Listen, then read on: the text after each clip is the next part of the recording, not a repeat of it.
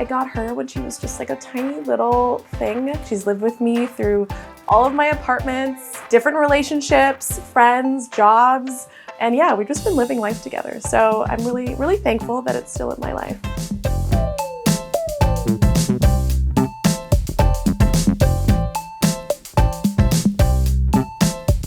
This is an Anthurium Veitchii super narrow. It has these really, really cool and like tight ribbing that is really unlike any other aroid out there. It's got these really, really sharp sort of ridges and spines, and it's just so cool. It kind of looks like a plant that would be a bit more high maintenance, but it's been pretty low key, and it seems happy as a clam. This is my Philodendron Whipple Way. This is another plant I never thought I would be able to own. I remember looking, I believe when I was in high school still, seeing a cutting of one of these going for about 10,000 American dollars. These have become quite a bit more available, and it is very, very easily now my absolute favorite plant that I own, and the one that I point out when people say, do you have a favorite? I point them to this one and say, it is absolutely her. Over here is one of my absolute favorite plants.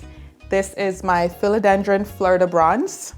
And I really love this plant because of the color and the shape of the leaves.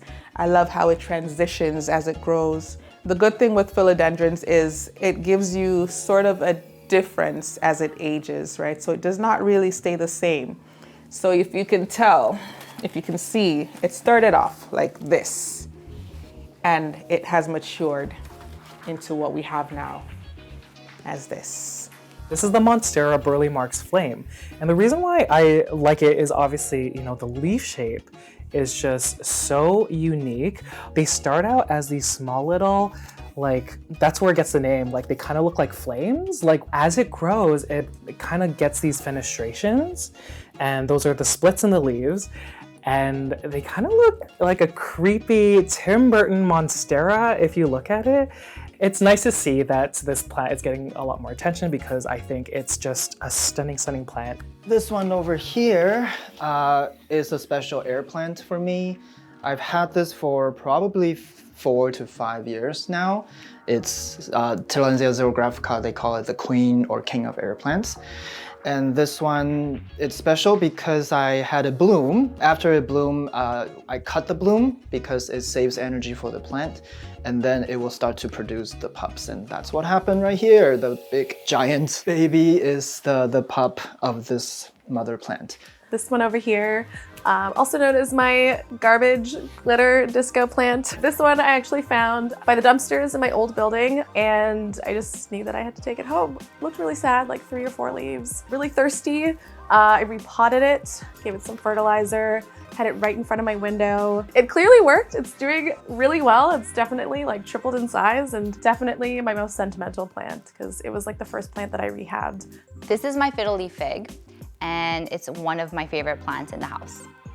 So this plant actually has a lot of history. I've had it for quite a couple of years, and I first bought it at Home Depot, and it was this small, and then it grew really big. Then I had to chop it down because I was getting some leaf drops. So it was completely bare. There was 1 leaf left, and that was about 1.5 years ago. And I let it stabilize. I gave it some worm compost, watered it as per usual, and this is all the new growth ever since then. And I think this is a very normal cycle for plants. It goes through different stages, and it usually comes back to life. And I have over here my Snow Queen Pothos that I like very much. It's an old plant, but it's so pretty, so luscious. I've been reporting this plant this week, so I hope she's gonna be okay.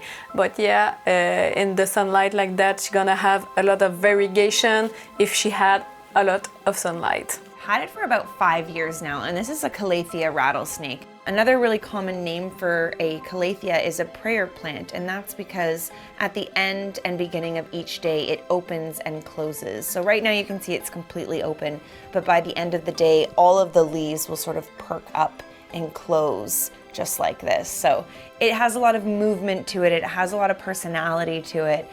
I have actually a lot of plants that I'm proud of, but mostly would be my pothos on my ceiling. And it was also given to me by my late uncle. So it's very, very special to me as well. I've had it for so long. It's just a plant that keeps on giving. As you could tell, it really goes all around my home. And I kind of wanted to create the jungle and bring it indoors. So what's more unique than putting up on a ceiling and creating that type of, I don't want to say vibe, but yeah, it's a jungle vibe. In my collection, the only plant that I'm sentimental towards is this Dracaena here. My grandmother gifted it to me about 6 years ago, and I've been able to keep it alive and thriving and happy. And it just means the world to me that I was able to keep that plant going when she started it as a very young plant.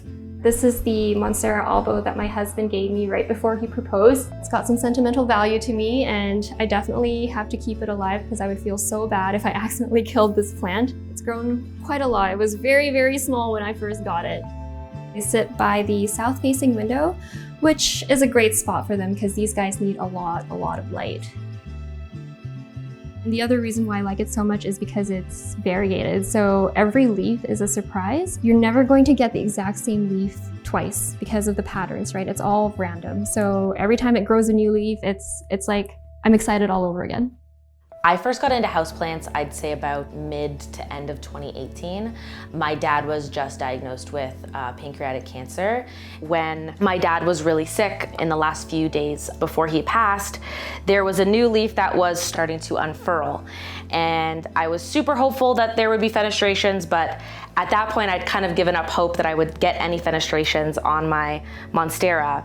And the morning that my dad passed away, I kind of came upstairs and I looked at the leaf that was unfurling, and it had fully unfurled.